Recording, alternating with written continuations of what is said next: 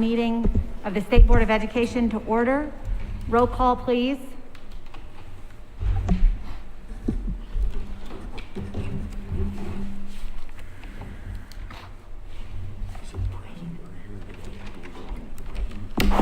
Ms. DeLosa? Present. Mr. Durham? Present. Dr. Ernest? Present. Dr. Freitas? Present. Mr. Gastineau? Secretary Jenner? Present. Mr. Mapes? Here. Mr. Miller? Present. Ms. Moat? Come back. Ms. Runchler? Present. Thank you. And Mr. Watts? Here. Ms. Moat? I will make a note. I know that she's having difficulties calling in, but a quorum is here. Thank you. Okay, let's go ahead and stand for the Pledge of Allegiance.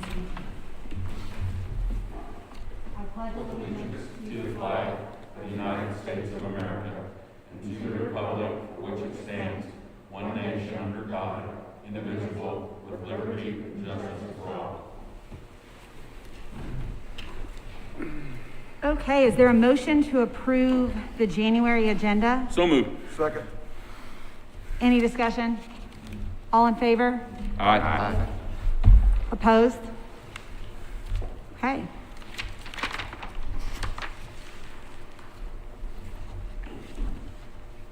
And then is there a motion, and I reversed it, is there a motion to approve the agenda? So moved. Second? Any Second. All in favor? Aye. Aye. Opposed? Okay, motion carries. So statement from the chair, BJ always provided a shout out for our educators, and I think it's critical that we continue to do that as State Board of Ed members. We cannot thank our educators enough. The work that they are leading on a day-to-day basis with COVID is incredible, and we just greatly appreciate it as a team here. So thank you. Any board member comments or reports? Okay, and any public comment today? We have one public comment, Steve Baker, that can be taken right before consent agenda. Did you say taken right before the consent agenda? Right before consent. Okay, and we're right there. We're right before the consent agenda, so let's go ahead and have Steve Baker come on up. Yes.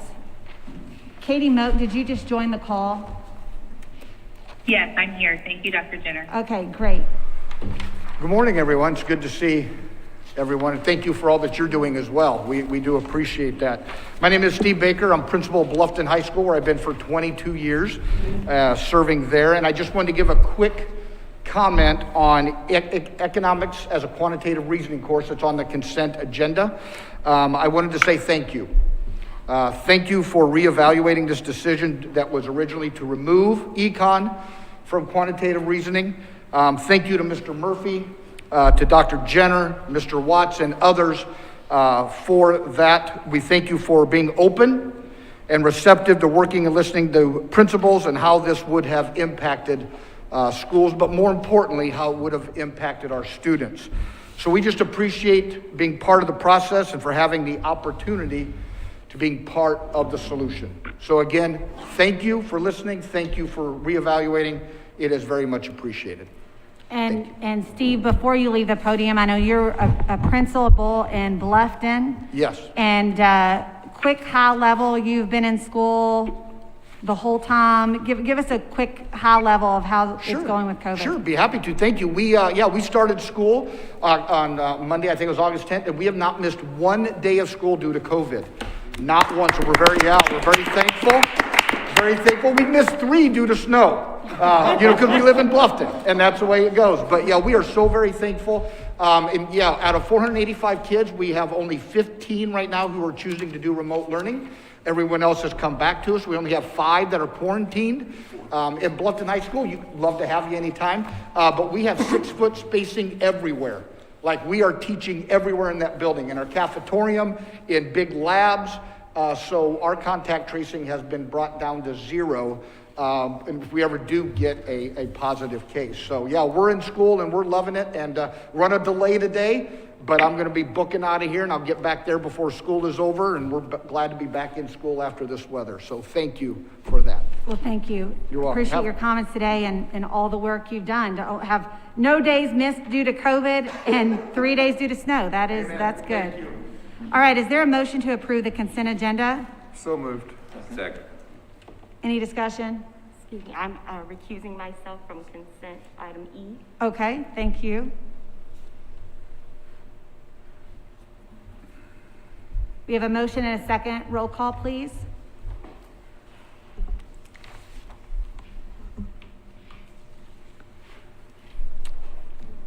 With everything except for as consent agenda item E, Ms. DeLissa, Yes, Mr. Durham, Yes. Dr. Ernest, Yes. Dr. Freitas, Yes. Mr. Gastineau, Secretary Jenner, Yes. Mr. Mapes, Yes. Mr. Miller, Aye. Ms. Moat, Yes. Ms. Rensselaer, Yes. Mr. Watts. Yes. The consent agenda is approved. All right, thank you. We have one new business item today, the HEA 1003 flexibility waiver, and this is for Lewis Cass. There's a memo in your packet. Is there a motion to approve? Move approval. Second. Any discussion? Okay, we have a motion and a second. Roll call, please. Ms. DeLissa, yes. Mr. Durham, Yes. Dr. Ernest, Yep. Dr. Freitas, Yes. Mr. Gastineau, Secretary Jenner, Yes. Mr. Mapes, Yes. Mr. Miller, Aye. Ms. Moat, Yes. Ms. Rensselaer, Yes. Mr. Watts. Yes. Thank you. Motion passes. I will inform the school. All right, thank you. Thank you. And moving on to discussion today, we have Alicia Kilmovich.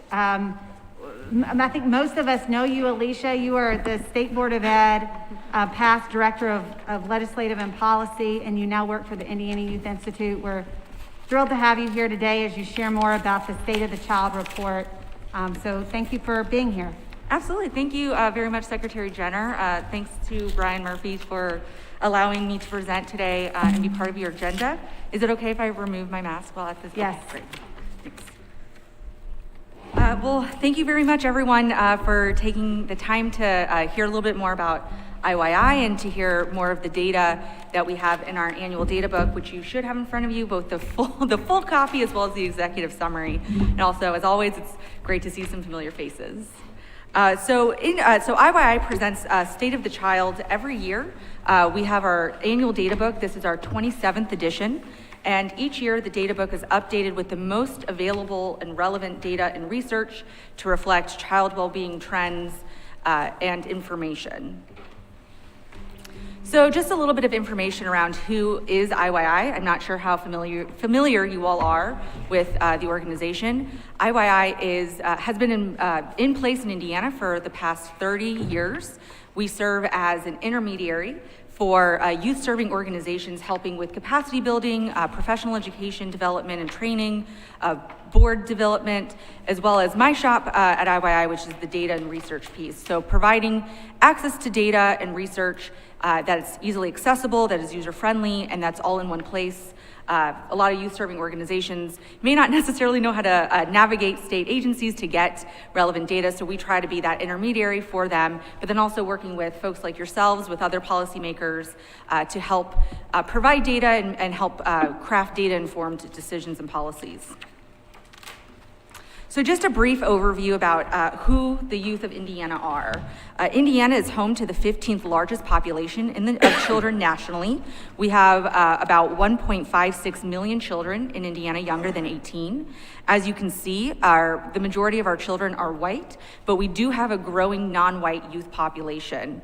Specifically, our Hispanic and our Asian youth have been growing steadily over the past 10 or so years. And our non-white youth percentage is greater than our non-white adult percentage. So we see more diversity in our youth than we do in our adult population, and we anticipate that to continue over the next few years. I want to present some national rankings for Indiana and for children well-being. This is provided by the Annie E. Casey Foundation. Indiana, the IYI is the Indiana affiliate for Annie E. Casey. We're the Kids Count affiliate for that foundation.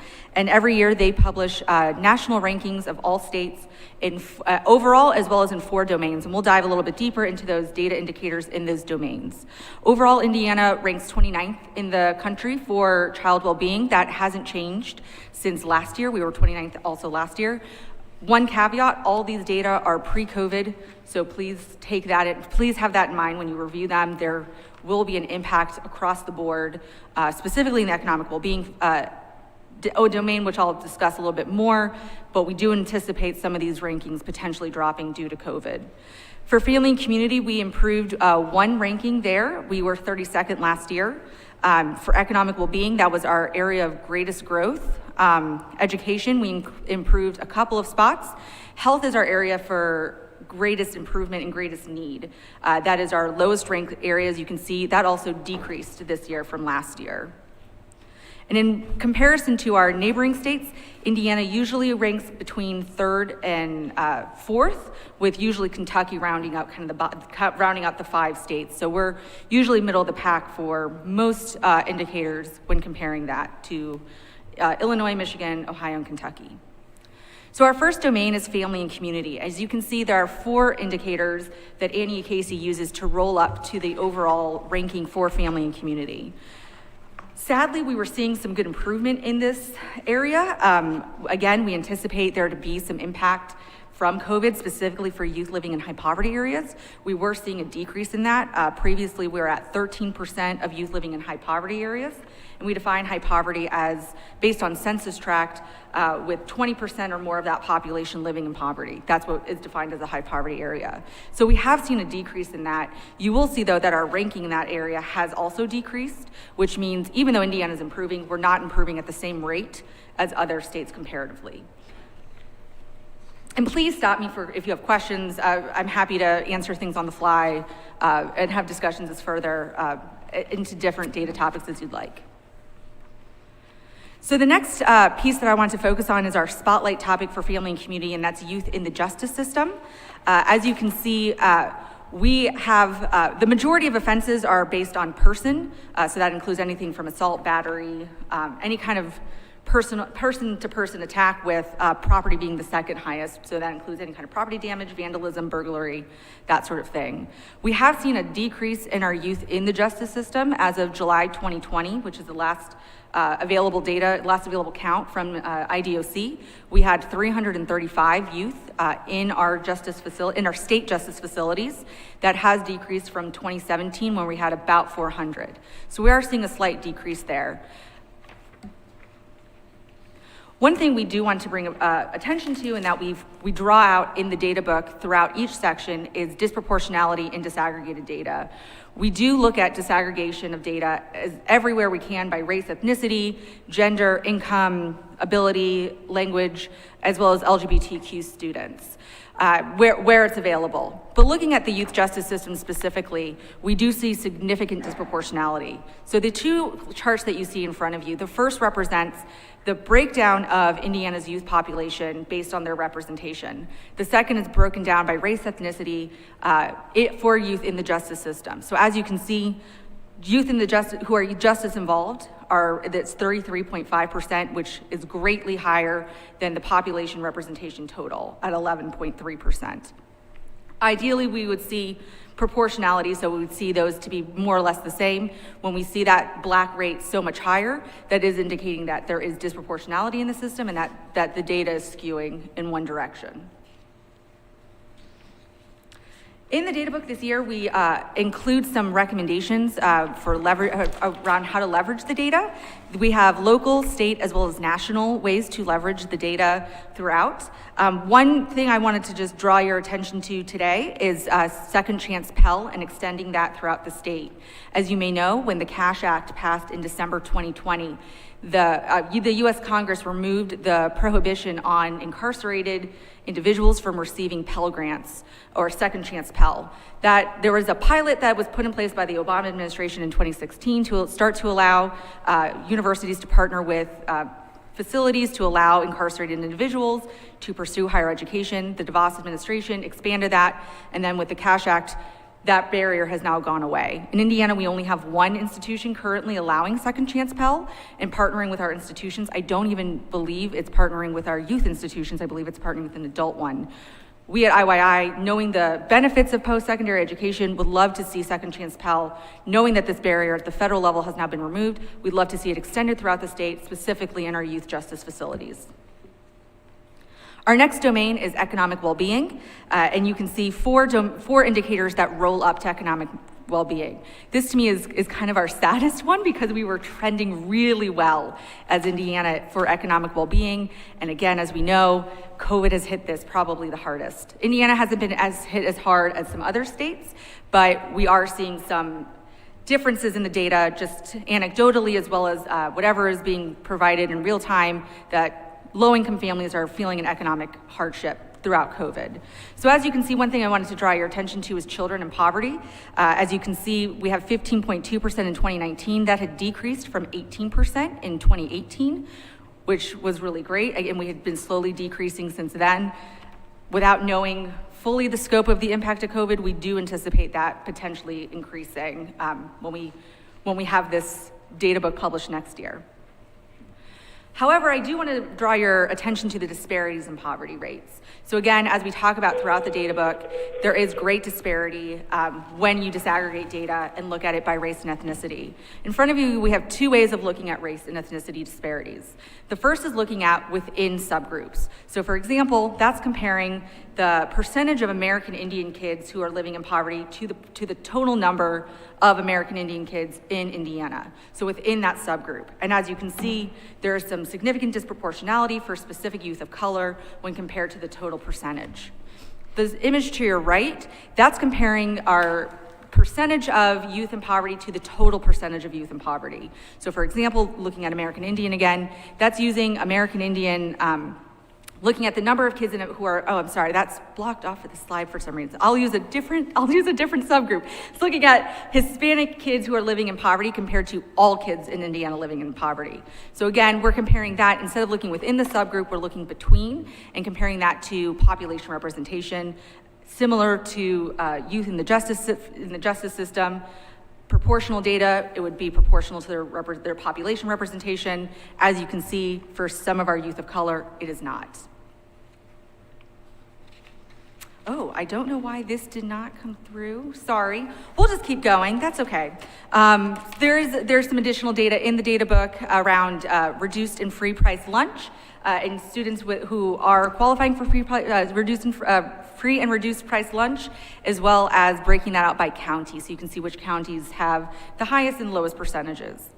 Our spotlight for economic well-being is on the wealth gap in Indiana. And the reason we wanted to look at the wealth gap, specifically during COVID, is because wealth is a signifier of long-term financial stability rather than a short-term signifier of short-term stability. So income, for example, someone could be considered not low income or middle income, but may not have that savings account to cushion them from a financial economic crisis or a financial blow that someone with assets or property or wealth may have.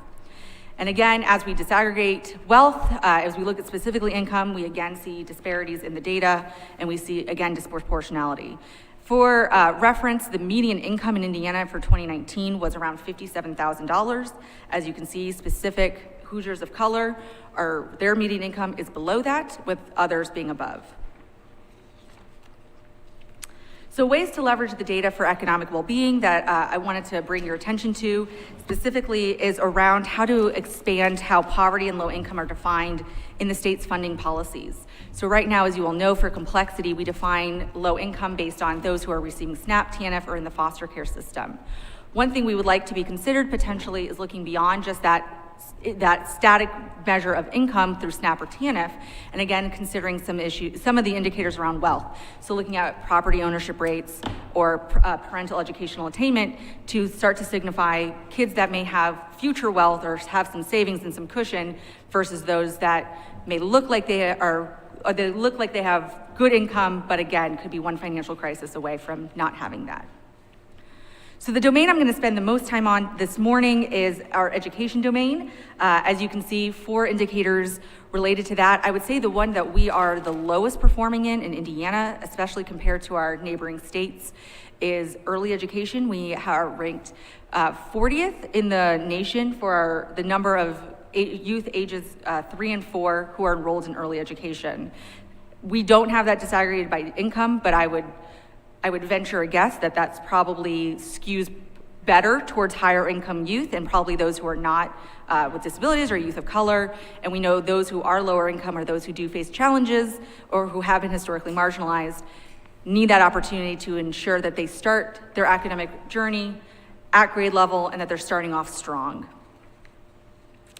So looking at the enrollment rates compared to our neighboring states, as you can see, we are not trending well. We also have some of the highest costs of childcare in our region. Indiana ranks 4th out of 5th for expense of childcare, meaning we have one of the more expensive childcare systems. I think the only state that is higher is Illinois.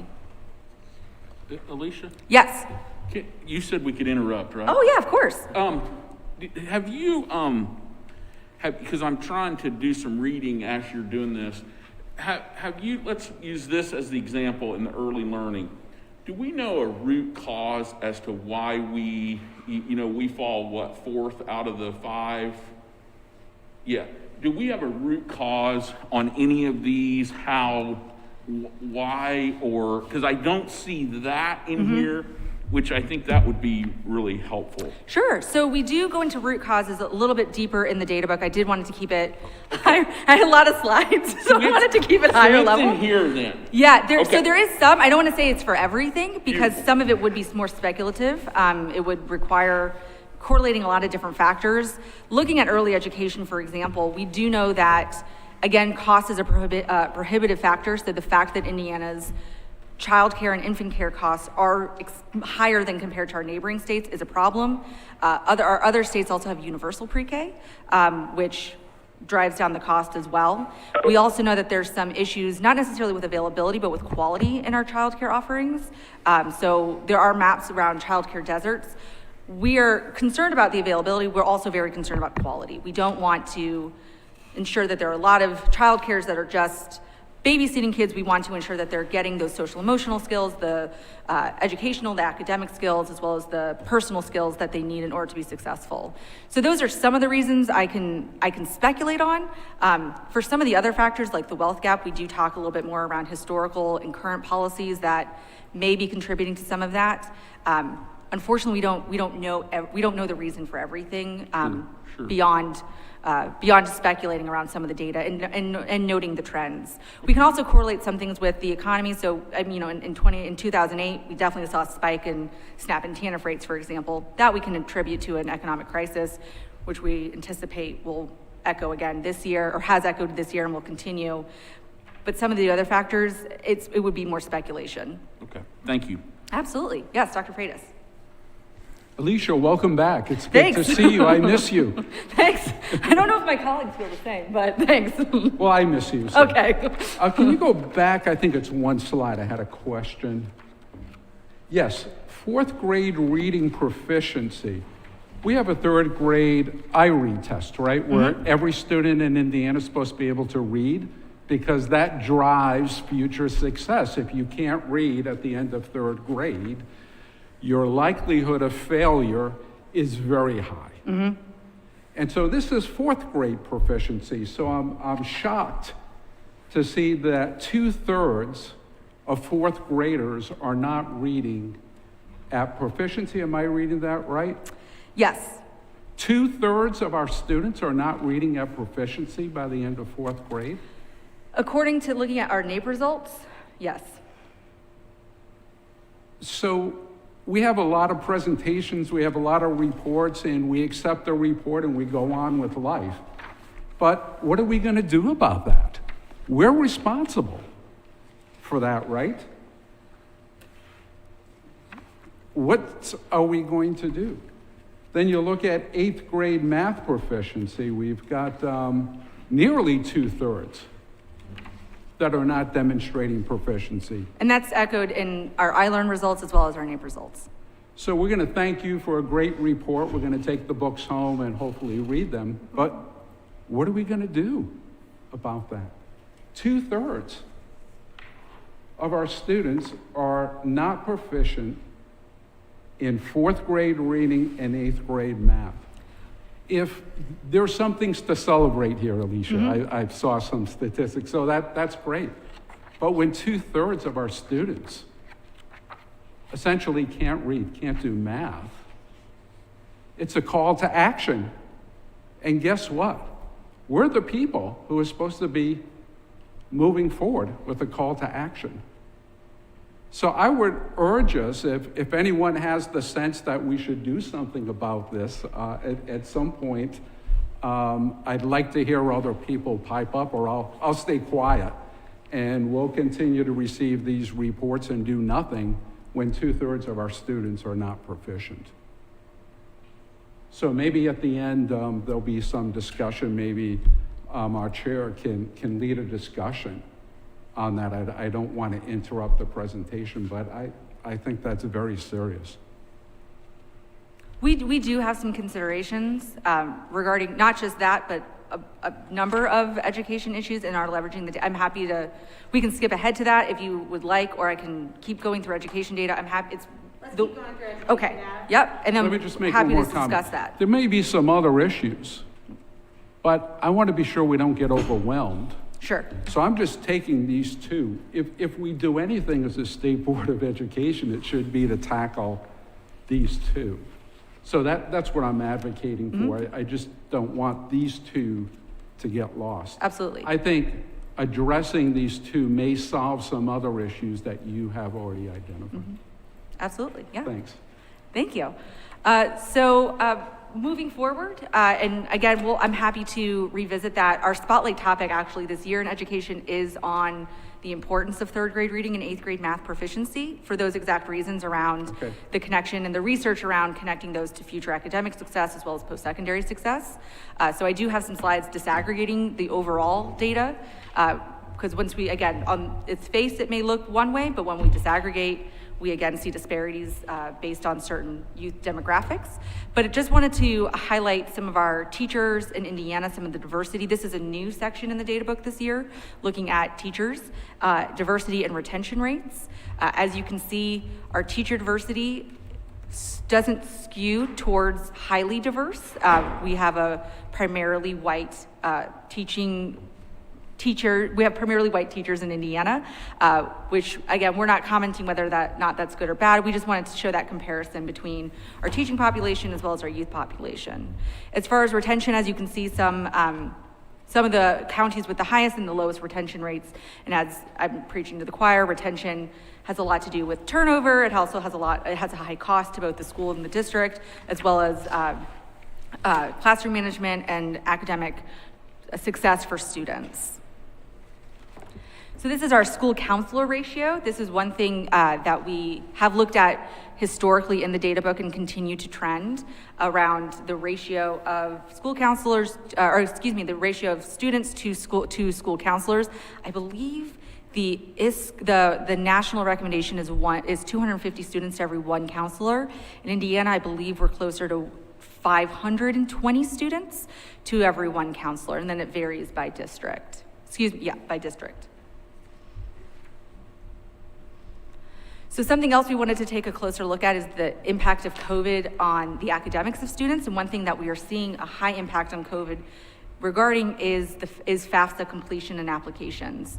We have seen dips in FAFSA. We saw it for the 2020 class. We were hoping to see that rebound for the class of 2021. It has slightly, but it still, as of December, was about 12.3% lower than where it was in December last year.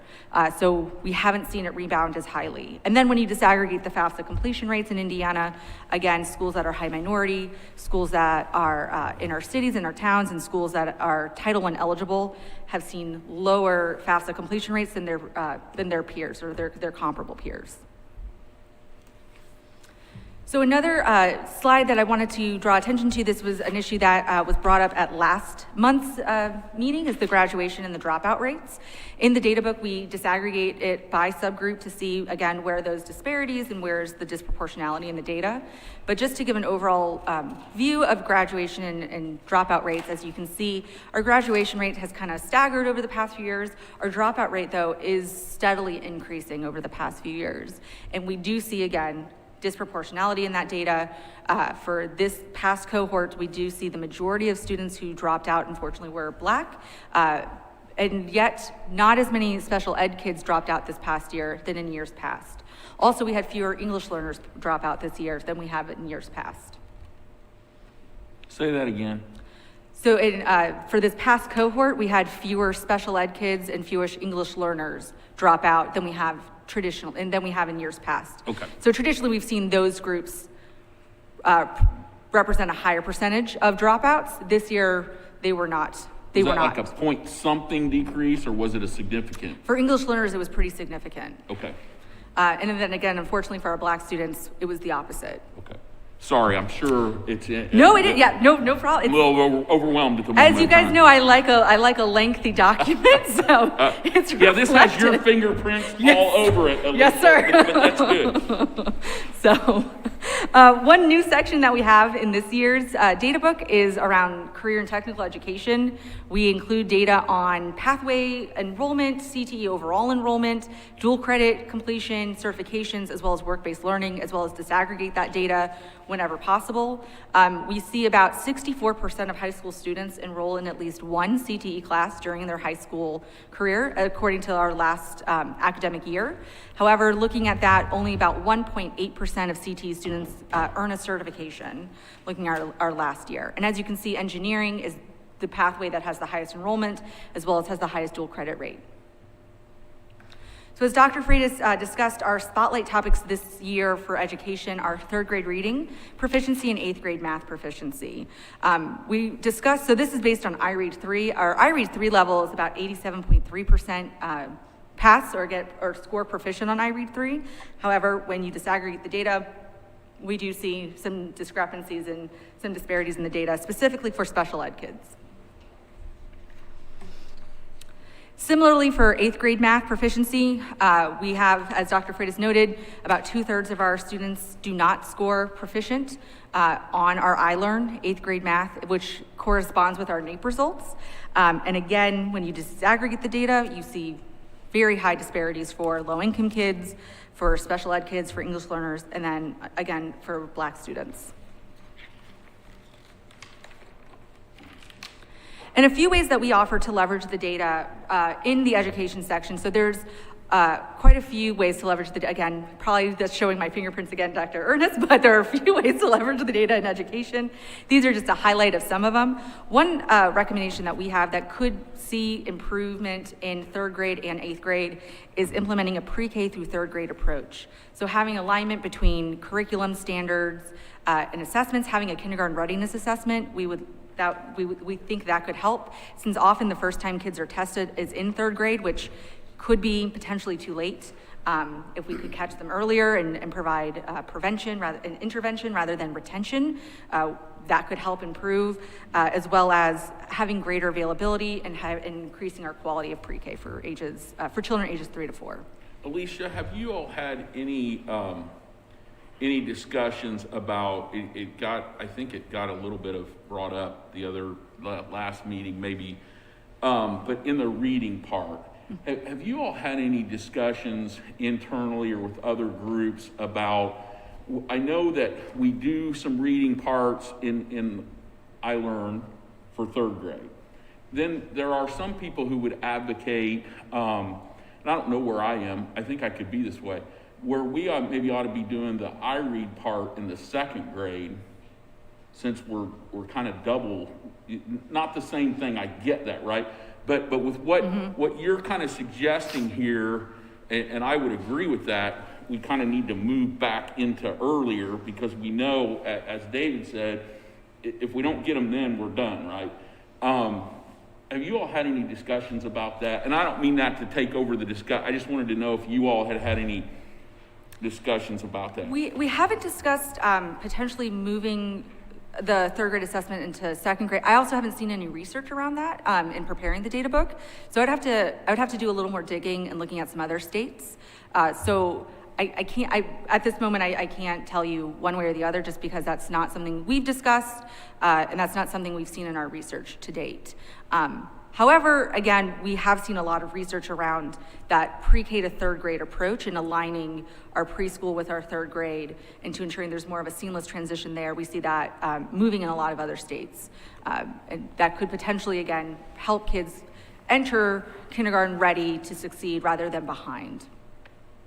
Could you tell us what do you mean by examine the complexity index?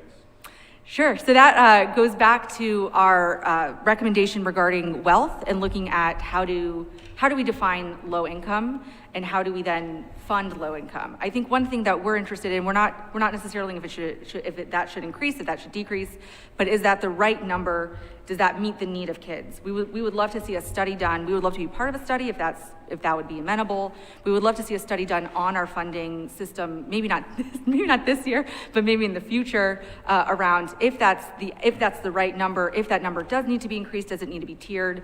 Just to put some data behind why that number was chosen. Gone down historically for the last 5-6 years.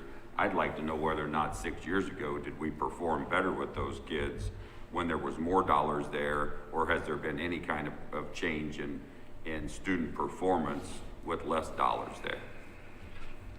That's I mean, definitely if we're something going to examine it, I think we got to look at, okay, we put money towards a problem, did it make it better, or hasn't there been no change as those dollars have decreased? Because the services of kids in poverty have continued to go up, but our dollars have gone down. So it's awful hard to provide those services that are needed when we have less dollars.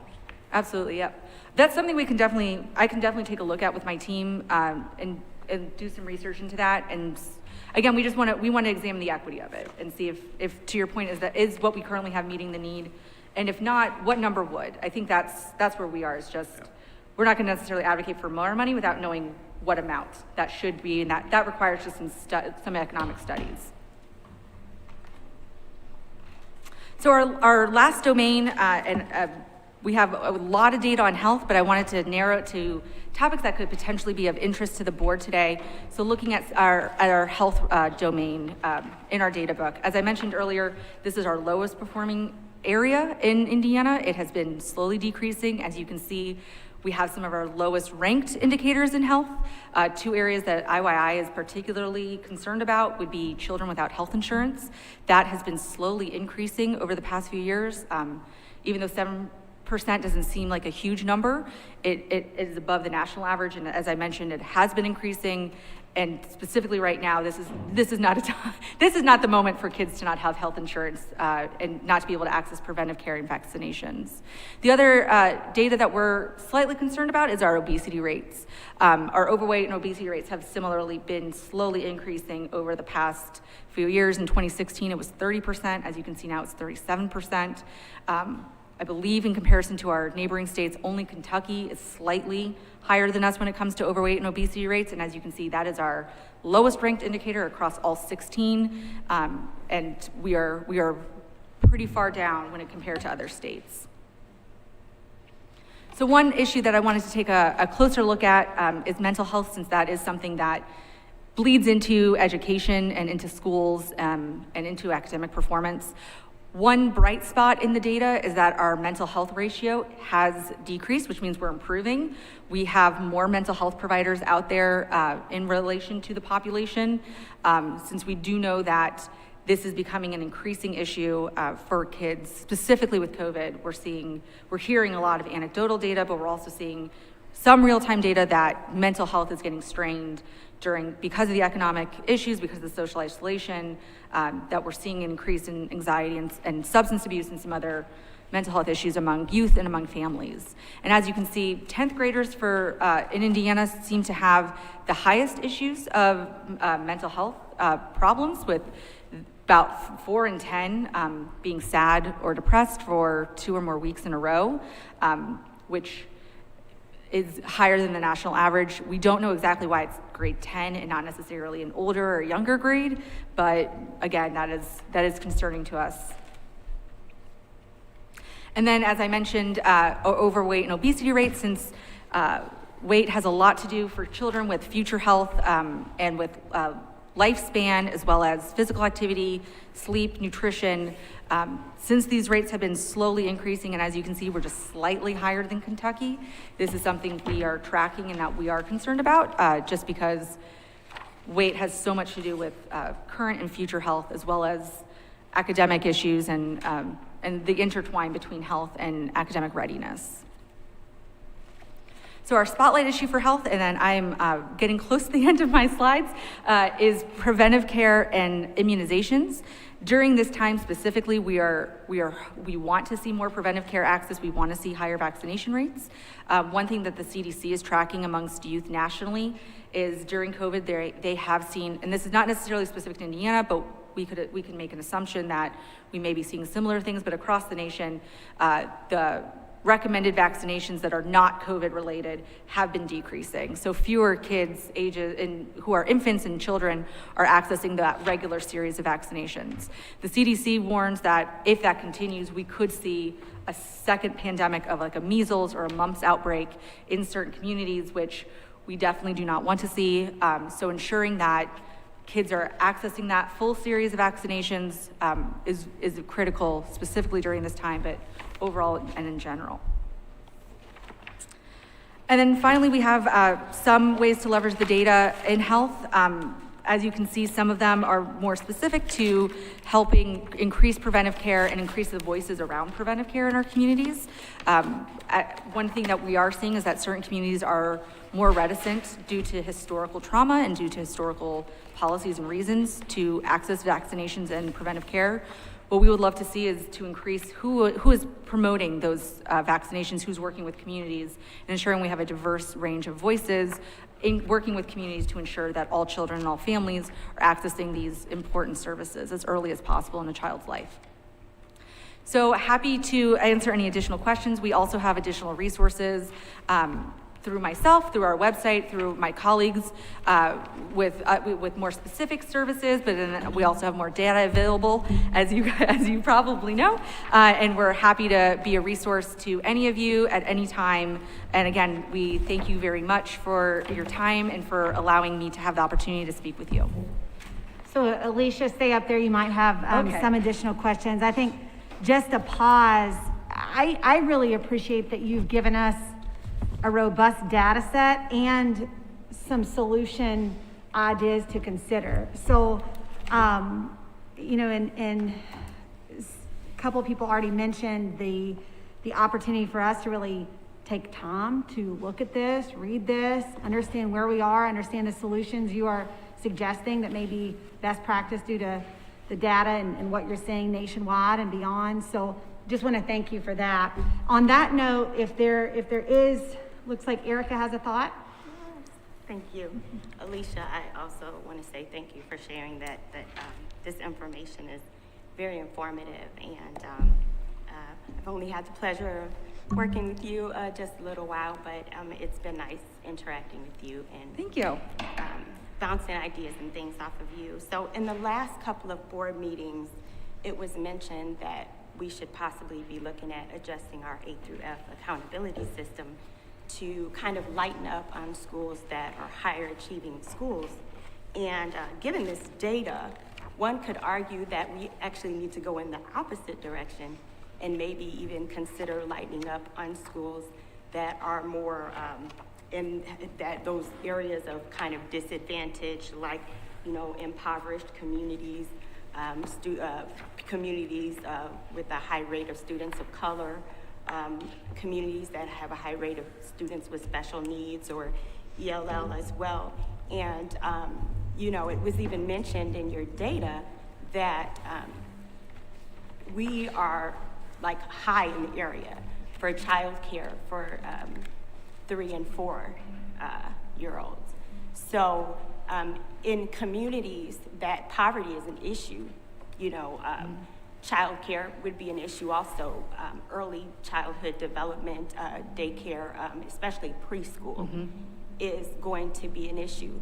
So I just hope that we really all do take this data, go over it, really pay attention to it, because when we're thinking about possibly lightening up on schools that already have an advantage as far as scores would go, we may be, you know, making it harder on schools that would have a disadvantage because of the data is spelling it out.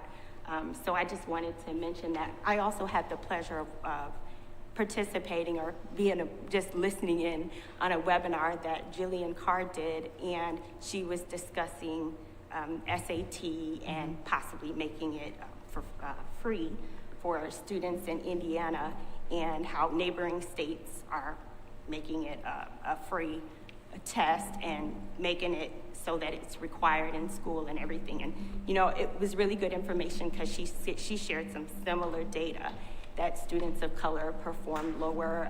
They may not be able to get there for the testing because it's on a Saturday. They may not have a ride. They may have babysitting responsibility. They may not have had the money to pay for the test to begin with. So I just wanted to say thank you again for bringing this information to light. It's all in one neat little place where we can all go and get it and really take a look at it. So thank you again. Absolutely, and thank you. Ms. Losa was kind enough to be part of one of our data advisory groups and received many emails from me. So I appreciate your patience. As folks who I formerly staffed may know, I'm not shy with my emails and my information, so I appreciate that. And Dr. Jenner also, we had several members of the DOE as part of our data advisories.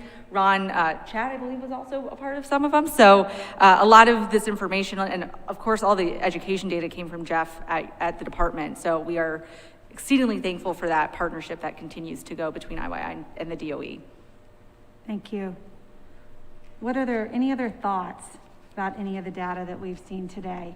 I know a lot of us want to digest and think through it a bit. I think Erica points out a really important point about the interconnectedness of the data points. Those of us, Greg and Pat and BJ, William, who are in schools, absolutely see that every day, how it is interconnected amongst the different topics. Yes, Pete, jump in. Yeah, if I could just piggyback on some of the thoughts that we shared here. When we talk about in relation to the accountability system, I don't think I would talk about whether we're going to go easier or other on school.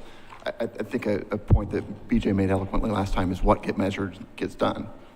We don't have reading early literacy as a part of our system, so unfortunately, maybe unintentionally, we have decreased the importance of that. Obviously, that is foundational. So whether we have it in our system or not, or have some type of other focus on that, we need to do a better job of that. And there was a summer study. I think Byron and Pat were both a member of the standards and assessment, and some of I think it was reading and math. But I remember there was one person testifying. We just don't do a great job of reading. Some teachers don't know how, and it's not that they don't want to learn. When those teachers are presented with scientifically based of here's how kids learn how to read, they're just, why didn't I know this before? I mean, those are the type of things whether we do it with this as however we do it, bringing that information, and I know BJ's district is doing those type of studies. If anything, I think maybe we can turn the page and turn a new leaf here with the relationship between the state and locals. That we should be the clearinghouse for those best practices, and seeing how we can help schools across the spectrum, whether they're urban or rural or high performing or low performing, that our job is to partner with them. We shouldn't be the big bad state who is just, we're going to stamp this accountability thing and grade you. No, I mean, the whole point of this is measuring data to know how kids are performing. And if they can't read, then we should follow that right up with, here's how you teach them how to read, and partner with them, and have that be more of a collaborative relationship as opposed to a regulator. If I could. Alicia, could I? Yeah, jump in, please. One more thing, Alicia, because I value your opinion, and I want to hear what you think and see if this spurs any discussion. But one of the things that's glaring to me in this, and you know, in education, we're really bad about this. We always want to go to correlation and causation, and you can't always find it. And I would say in some of this data, you can't find that, right? You kind of alluded to that. But one of the things that's glaring to me is, to David's point earlier, we're showing better in iRead 3. And so we're saying that 87% of our students can read, right? Now let's go to reading proficiency. And I know there's a difference between reading and that at that point, but my argument is when we go to only 33% and we rank 20th, something's wrong there, right? In the way that we're looking at that. And I know we're doing two totally different things, so don't blast me for that piece. But my argument here is, how do we get that aligned so that we truly do know? Because I've also been around enough and in schools enough to know that 87% number, I might argue, is not correct, right? Particularly when we're seeing it at this other. But again, that's Byron going to causation, which I should not, but I'm speculating. You've said speculate like 5 times during this presentation, right? So I'm going to use it once. I would speculate to that point. So I would like, along with what Pete has said and David, how do we get to where our data really does tell a story?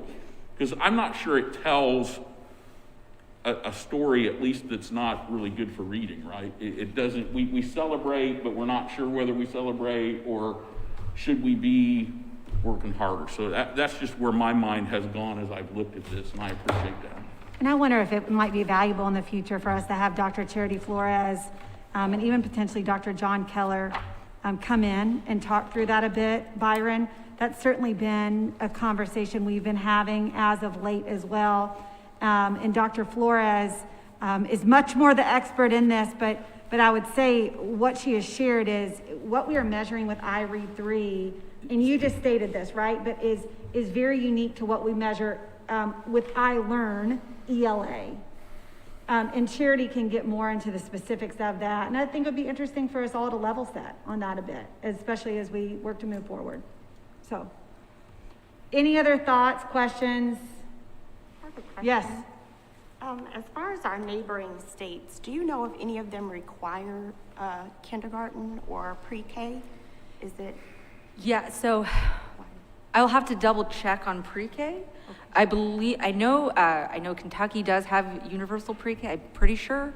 I believe most of them do require kindergarten. I think from the research I've seen, again, I need to double check on the stats and everything. So I'm happy to follow up on that, but just generally from the research I've seen, Indiana is one of a fewer states that doesn't require kindergarten or has a later start age when it comes to education.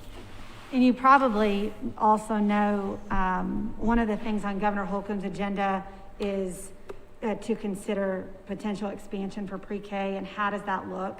And I think that fits right in with these conversations we're having because it matters. Mm-hmm. So, good question. All right.